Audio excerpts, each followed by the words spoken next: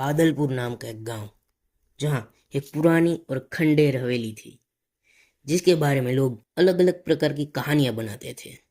और यह कहानी सुनकर अजय नाम का एक युवा पत्रकार, जो रहस्यमयी कहानियों की खोज में गांव में आया था, और उसे गांव में विजय नाम का एक आदमी मिलता है, और जिसके पिताजी रघु चाचा इस गांव के बूढ़े व्यक्ति थे, और जो इस हवेली की सारी सच्चाई जानते थे।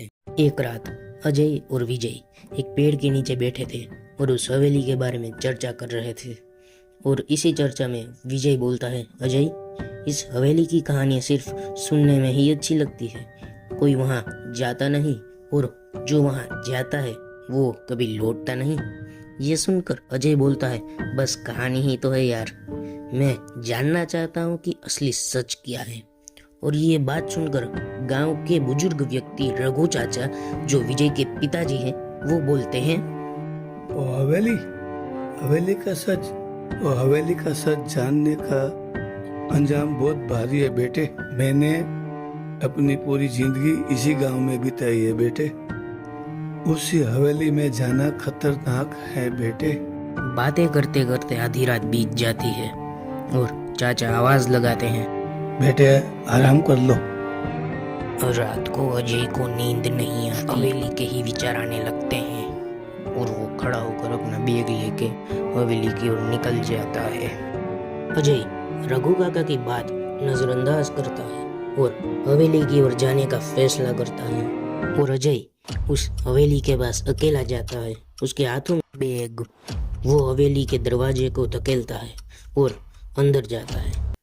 वो अंदर टॉर्च ऑन कर सब जगह देखता है और धीमे से बोलता है, बस अब देखता हूँ कि यहाँ क्या है। अजय टॉर्च ऑन करता है और उसे एक पुराना कमरा और दीवारों पे लगी हुई पुरानी दरारें दिखती हैं। टॉर्च ऑन करते ही अजय सारी जगह देखने लगता है और उसकी टॉर्च की रोशनी में अचानक वो देखता है कि एक पुराना झूला हिलता है, और वो देखकर अजय डर जाता है। अचानक झूला रुक जाता है।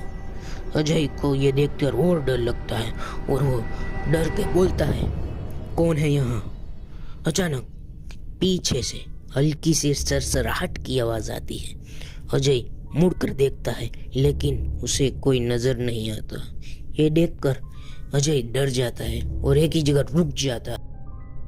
अजय डर के उस कमरे में चला जाता है और टॉर्च ऑन करता है, और वो देखता है कि वो एक पुराने कमरे में है, जो कमरा पूरी तरह से तहस नहस था, मानो कई साल से कोई यहाँ आया ही नहीं था।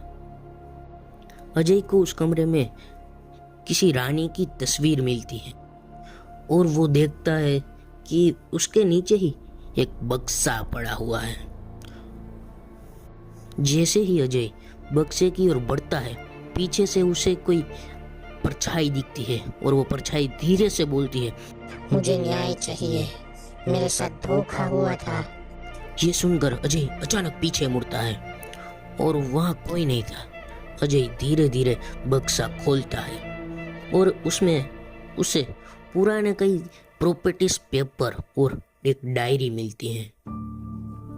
अजय एक जगह बैठकर वो डायरी को पहले तो साफ करता है और उसे पढ़ता है।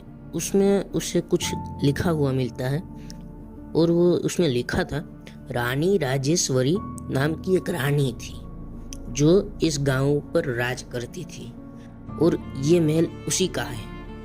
इसमें लिखा हुआ था कि रानी को इसी के परिवार के किसी सदस्य ने उसे धोखा दिया था, और रानी को इसी हवेली में बंदी बनाकर मार दिया गया था।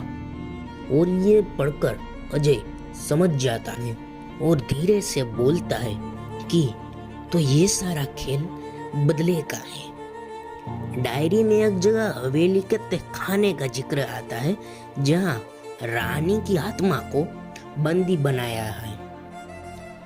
ये सुनकर अजय नीचे तहखाने में जाता है और वो देखता है कि सीढ़ियाँ पुरानी और टूटी फाटी थी और हर कदम वो फूक फूक कर रखा था, क्योंकि एक कदम और उसकी मौत। अजय तहखाने के दरवाजे के पास पहुंचता है।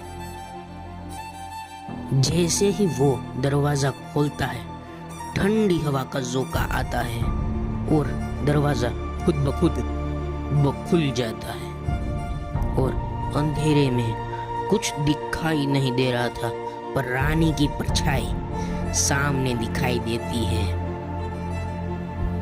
खाना का दरवाजा अचानक बंद हो जाता है और घने अंधेरे में रानी राजेश्वरी की आत्मा अजय को दिखाई देती है। रानी की आवाज गूंजते हुए उसे बोलती है, तुमने मेरा सच जान लिया, अब मुझे न्याय चाहिए। अजय डर गया था। उसे समझ नहीं आ रहा था कि वो क्या करे और वो अजय रानी को पूछता है, कैसे, क्या मैं तुम्हारी मदद कर सकता हूँ? रानी बोलती है, तुम्हें मेरे कातिलों का सच सबको बताना होगा। अचानक हवेली हिलने लगती है, जैसे आत्मा ने हवेली पर अपनी पकड़ मजबूत कर ली हो। अजय डर गया था और वो डरते हुए बाहर भागने की कोशिश करता है। अजय हवेली से बाहर आता है। चेहरे पर डर और संतोष का मिश्रण था। उसकी आंखों में हल्की सी चमक है, जैसे उसने हवेली के रहस्य को समझ लिया हो। अजय खुद से ही बोलता है, अब ये कहानी सिर्फ एक कहानी नहीं रही। अजय विजय के पास जाता है और हवेली के सच को सबके सामने लाने का प्रण लेता है। हवा में हल्की सी मुस्कुराहट महसूस होती है, जैसे रानी की आत्मा को सुकून मिल गया हो। अब क्या होगा?